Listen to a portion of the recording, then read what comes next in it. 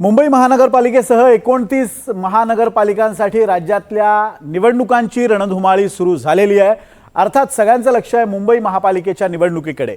मुंबई महापालिकेची निवडणूक ही मराठी विरुद्ध अमराठी या मुद्द्यावर लढणार हे जवळपास नक्की झाले, कारण ठाकरे बंधूंनी तसे संकेत दिलेले आहेत। त्याचबरोबर इतरही पक्षांनी याच मुद्द्यावर निवडणूक लढवण्यासाठी पावलं उचलायला सुरुवात केलेली असतानाच आज उमेदवारी याद्या जाहीर झालेल्या आहेत आणि कोणत्या पक्षाने किती मराठी आणि किती अमराठी उमेदवारांना उमेदवारी दिली आहे यावरून चर्चा रंगलेली आहे।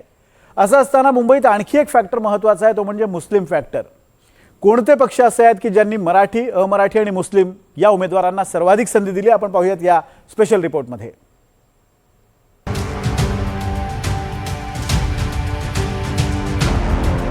लचके मुंबईच्या चिंधड्या उडवायच्या हे मनसुबे त्यावेळेला ज्यांना मुंबई पाहिजे होती त्यांचेच प्रतिनिधी जे वरती दोघ जण, वरती म्हणजे इकडे नाही दिल्लीत बसलेले आहेत, त्यांचे मनसुबे आहेत। विधानसभेच्या वेळेला भारतीय जनता पक्षाने जो एक अपप्रचार केला होता, बटेंगे तो कटेंगे, तसंच मी मराठी माणसाला सांगतोय की आता जर का चुकाल तर संपाल, आता जर का फुटाल तर पूर्णपणे संपून जाल।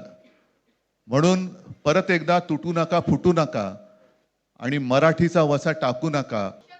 जे जे महाराष्ट्र प्रेमी आहेत त्याच्यात काही भाजपातले सुद्धा अस्सल मराठी आहेत, ते सुद्धा येऊ शकतात।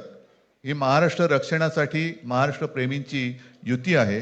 त्याच्यात काही जण भाजपमध्ये सुद्धा आहेत, त्यांना हे जे काही चालले ते पाहवत नाहीये किंवा सहन होत नाहीये, ते सुद्धा येऊ शकतात।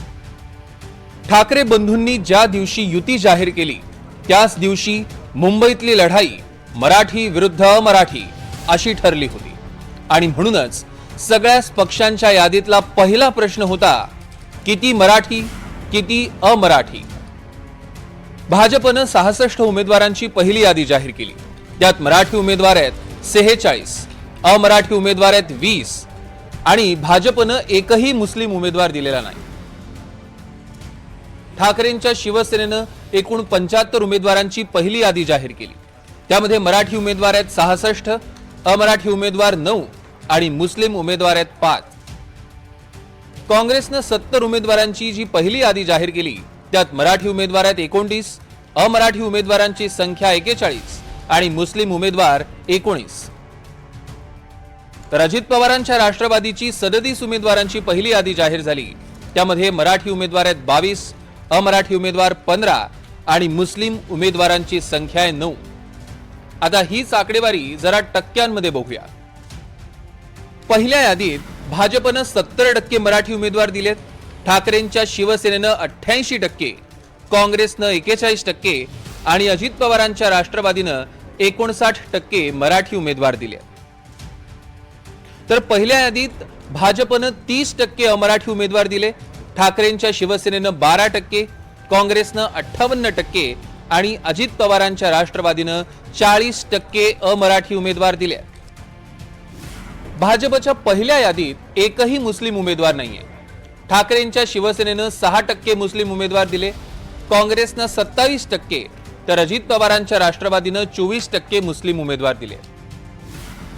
या सगळ्याचा अर्थ काय, तर पहिल्या यादीत सर्वाधिक मराठी उमेदवार दिलेत ठाकरेंच्या शिवसेनेनं, सगळ्यात जास्त अमराठी उमेदवार दिलेत काँग्रेसनं आणि सगळ्यात जास्त मुस्लिम उमेदवार दिलेत तेही काँग्रेसनंच। अर्थात अंतिम यादीनंतर हे सगळे आकडे बदलतील, पण मुंबईची मराठी विरुद्ध अमराठी ही लढाई जी सेट झाली आहे त्याचं हे पहिल्या यादीचं पहिलं चित्र। Bureau report, NDTV Marathi, Mumbai.